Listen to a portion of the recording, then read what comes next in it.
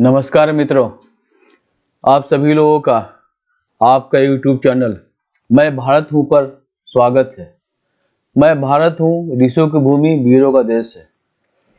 इसमें आज 35वीं कड़ी में जानेंगे वेदों की वाणी, सनातन ज्ञान का स्रोत।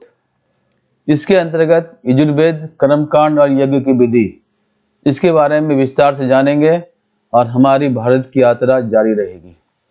आइए यात्रा को जारी रखते हुए बढ़ते हैं आगे।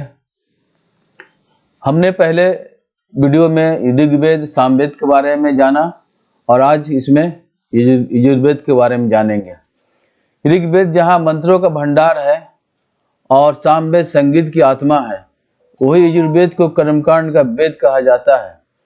इसका उद्देश्य केवल मंत्रों को उच्चारण या स्वर लय तक सीमित नहीं है, बल्कि यह वेद जीवन की व्यवहारिक और धार्मिक क्रियाओं को अनुशासित ढंग से संपन्न करने का विज्ञान है। यजुर्वेद हमें यह सिखाता है कि कर्म और यज्ञ यानी कार्य या बलिदान, अर्पण और सामूहिक कल्याण जीवन के लिए कितने अनिवार्य हैं। जहाँ ऋग्वेद ज्ञान देता है और सामवेद संगीत, तो वहीं यजुर्वेद हमें व्यवहारिक कर्म का मार्ग दिखाता है। यजुर्वेद का अर्थ है कर्म का पवित्र विज्ञान। यजुर्वेद शब्द दो शब्दों से बना है। यजु जिसका मतलब होता है यज्ञ या पवित्र कर्म, वेद मतलब ज्ञान। अतः यजुर्वेद का अर्थ है यज्ञों और पवित्र कर्मों का ज्ञान। यह वेद कर्म कांडों को वैज्ञानिक पद्धति से प्रस्तुत करता है। यजुर्वेद की विशेषताएं क्या है? गद्य और पद्य का समन्वय है। यजुर्वेद का अनुष्ठित विशेषता है कि यह गद्यात्मक रचना है, एकमात्र वेद जो गद्य में रचा गया है। कर्मकांडों का विस्तृत विवरण है। यज्ञों की चरणबद्ध प्रक्रिया से बनाई गई है। 2000 मंत्र है, जिनमें ऋग्वेद के मंत्र भी सम्मिलित हैं। यजुर्वेद की दो शाखाएं हैं, शुक्ल और कृष्ण। यजुर्वेद की दो प्रमुख शाखाएं, शुक्ल यजुर्वेद जिसमें शुद्ध ज्ञान का प्रतीक है, ये केवल मंत्रों का संग्रह है, वाजस्नेयी संहिता के नाम से भी प्रसिद्ध है। दूसरा है कृष्ण यजुर्वेद, जिसमें मंत्र और व्याख्या का समन्वय है। मंत्रों के साथ साथ उनका व्यवहारिक अनुप्रयोग कैसे किया जाए, इसका भी ज्ञान देता है। तैत्तिरीय संहिता का नाम से प्रसिद्ध है ये। यज्ञ विज्ञान यानी दिव्य कर्म की विधि।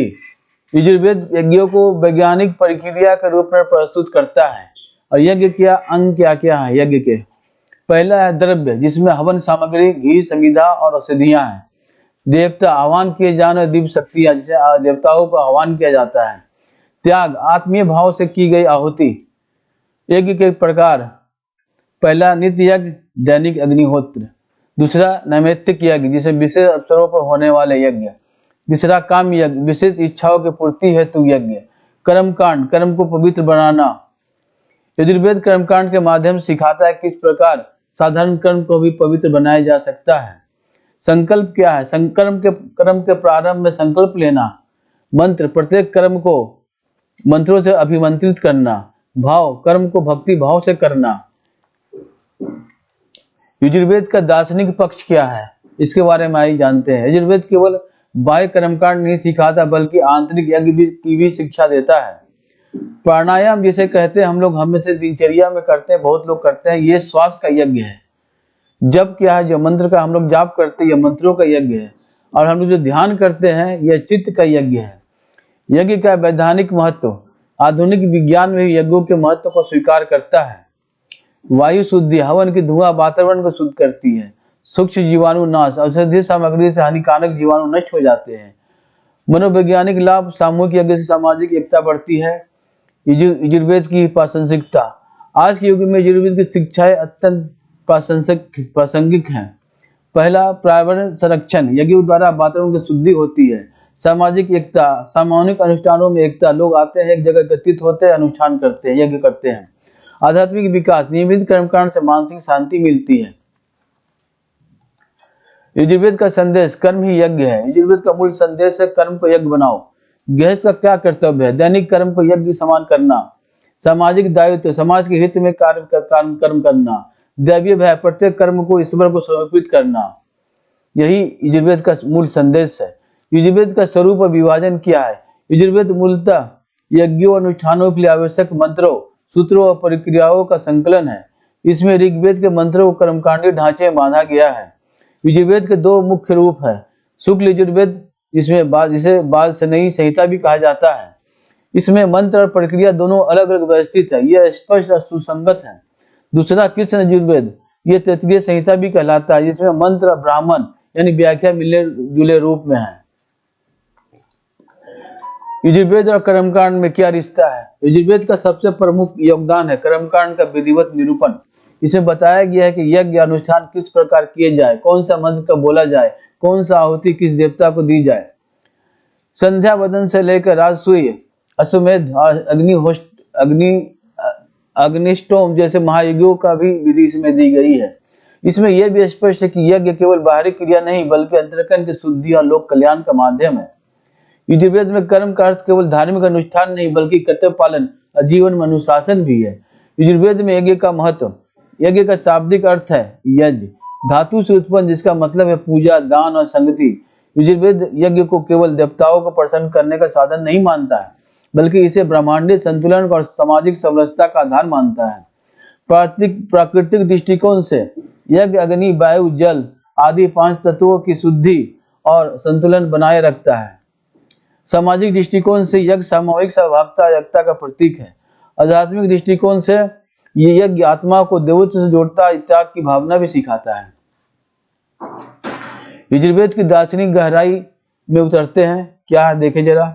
यजुर्वेद केवल बाहरी कर्मकांड का बंधन नहीं है बल्कि यह भी बताता है कि कर्मकांड तभी सार्थक जब उसमें श्रद्धा और निष्ठा हो। आहुति केवल घी और अन्न की नहीं बल्कि अहंकार, लोभ, क्रोध जैसे दोषों के भी होनी चाहिए। यज्ञ से प्राप्त पुण्य तभी शुद्ध है जब वह व्यक्ति और समाज के हित में उपयोग हो। यजुर्वेद के जीवन उपयोगी संदेश क्या है? यजुर्वेद हमें यह सिखाता है कि धर्म, कर्तव्य पालन ही धर्म है। यज्ञ केवल धार्मिक अनुष्ठान न होकर कर्तव्य, त्याग और सहयोग का प्रतीक है। जीवन को शुद्ध, अनुशासित और कल्याणकारी बनाने के लिए कर्मकांड आवश्यक है। आधुनिक दृष्टिकोण से यजुर्वेद का क्या महत्व है? आज जब हम जीवन भागदौड़ और भौतिकता से भरा है, यजुर्वेद हमें याद दिलाता है कि कर्मकांड का वास्तविक उद्देश्य मनुष्य और प्रकृति के बीच सामंजस्य है। आधुनिक विज्ञान भी मानता है कि यज्ञ से वातावरण की शुद्धि और मानसिक शांति संभव है। यज्ञ आज के समय में सामूहिक प्रयास और सामाजिक सहयोग का प्रतीक बन सकता है। निष्कर्ष क्या है? कर्म का पवित्रीकरण है ये। यजुर्वेद कर्मकांड और यज्ञ का भेद है। यह हमें सिखाता है कि जीवन में अनुशासन, कर्तव्य पालन, त्याग, सहयोग ही सच्चे धर्म का स्वरूप है। यजुर्वेद हमें यह बताता है यज्ञ केवल अग्नि में आहुति नहीं बल्कि जीवन की प्रत्येक क्रिया जब वह सामूहिक हित आत्मिक शुद्धि के लिए की जाए वही यज्ञ है। इस प्रकार यजुर्वेद अतीत के कर्मकांडीय अनुष्ठानों से लेकर वर्तमान के नैतिक और सामाजिक जीवन तक एक सेतु के रूप में कार्य करता है। यजुर्वेद हमें सिखाता है कोई भी कर्म छोटा या महान नहीं होता, उसे महान बनाने वाला हमारा भाव और विधि होता है। जब हम अपने प्रतिदिन कर्मों को यज्ञ के समान करते हैं तो हमारा संपूर्ण जीवन एक पवित्र यज्ञ बन जाता है, एक पवित्र यज्ञ बन जाता है। दार्शनिक परिप्रेक्ष्य क्या है? आत्मा ब्रह्मांड का संबंध है ये। यजुर्वेद का मूल संदेश यह है कि यज्ञ केवल मंत्रोच्चारण, आहुति और विधियों का बाह्य कर्मकांड नहीं बल्कि यह एक गहन दार्शनिक प्रयोग है जिसके माध्यम से मनुष्य अपने सूक्ष्म अस्तित्व, आत्मा को ब्रह्मांडीय चेतना, जिसे कॉस्मिक कंसेंसस से कहते हैं, से जोड़ता है। ये यज्ञ आंतरिक बाहरी संगम। बाहरी रूप से यज्ञ अग्नि में आहुति है, घी, अन्न, औषधि और मंत्र। आंतरिक रूप से यह मन, प्राण और संकल्प की आहुति है। जब व्यक्ति अपने अहंकार, इच्छाओं, नकारात्मक प्रवृत्तियों को आहुति बनाता है, आहुति देता है अग्नि में, तो वह आत्मा को शुद्ध करता है, ब्रह्मांड उससे सामंजस्य स्थापित करता है।